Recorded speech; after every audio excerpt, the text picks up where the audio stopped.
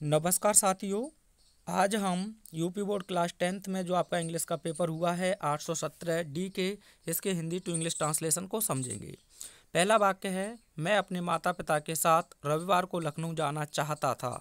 तो आप जानते हैं जिन हिंदी वाक्यों की क्रियाओं के अंत में ता था ती थी ते थे आपको देखने को मिलता है, तो आप अफर्मेटिव सेंटेंस में सेकंड फॉर्म का प्रयोग करते हैं सभी सब्जेक्ट के साथ। तो यह इंट्रोगेटिव नेगेटिव तो नहीं है, तो अफर्मेटिव है। तो कौन जाना चाहता था? मैं के लिए आप लिख देंगे आई।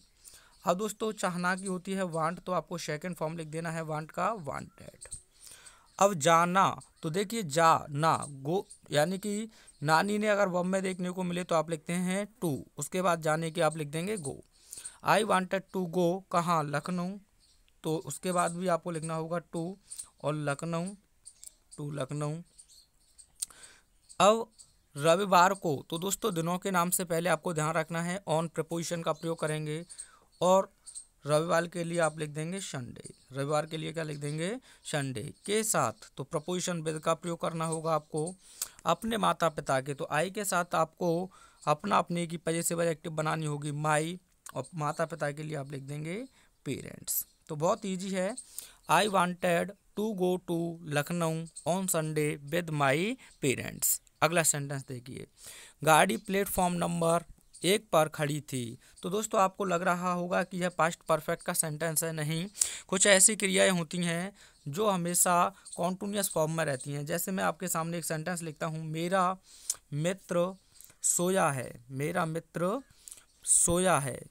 अगर इसे भी आप देखें ध्यान से, मेरा मित्र, अरे यार मात्रा लग जा, मेरा मित्र सोया है, तो आप देखेंगे आ है आपको देखने को मिला है तो आपको परफेक्ट लगेगा। लेकिन यह सोने का प्रोसेस चल रहा है तो आपको लिखना होगा माई फ्रेंड इज स्लीपिंग, वह बैठी है, सी इज सिटिंग। इस प्रकार से 3-4 क्रिया ऐसी होती हैं, तो आपको लिखना होगा कौन खड़ी थी, तो गाड़ी के लिए आप लिख देंगे the train, the train, the train.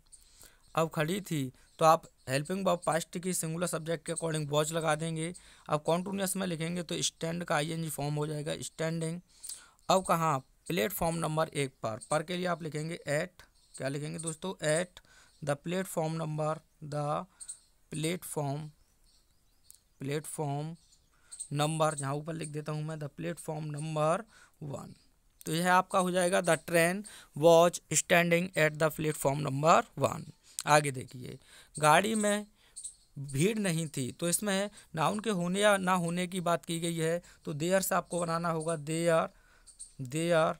अब थी के लिए आप लिख देंगे वॉच, नहीं, नहीं के लिए आप लिख देंगे no, there was no crowd, there was no crowd in the train. मैं के लिए लिख देंगे ट्रेन, इन द ट्रेन।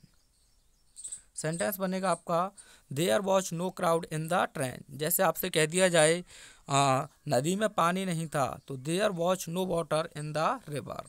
आपने देयर का यूज पढ़ा होगा, इसीलिए हम आसानी से बैठ गए, यह आपका पास्ट इंडेफिनिट है। तो इसीलिए के लिए आप लिख देंगे शो या देयर फोर। हम के लिए लिख देंगे बी, हम लोगों का ही मतलब है वी। बैठ गई तो सेकंड फॉर्म आप लिख देंगे सेट, वी सेट आसानी पूर्वक, तो इजीली क्या हो जाएगा? इजीली। ठीक है, सो वी सेट इजीली। गाड़ी समय से चल दी, तो आप लिख देंगे the train, the train past indefinite है, द ट्रेन चल दी। आप चाहें तो सेट आउट का प्रयोग कर सकते हैं या स्टार्टेड, स्टार्टेड या सेट आउट। और समय से on correct time, on correct time, सही समय के लिए लिख देंगे करेक्ट टाइम। सेंटेंस होगा द ट्रेन स्टार्टेड या set out on the correct time. अगले पैसेज को आपको प्लेलिस्ट में मिल जाएगा, इससे पहले भी मैं करा चुका।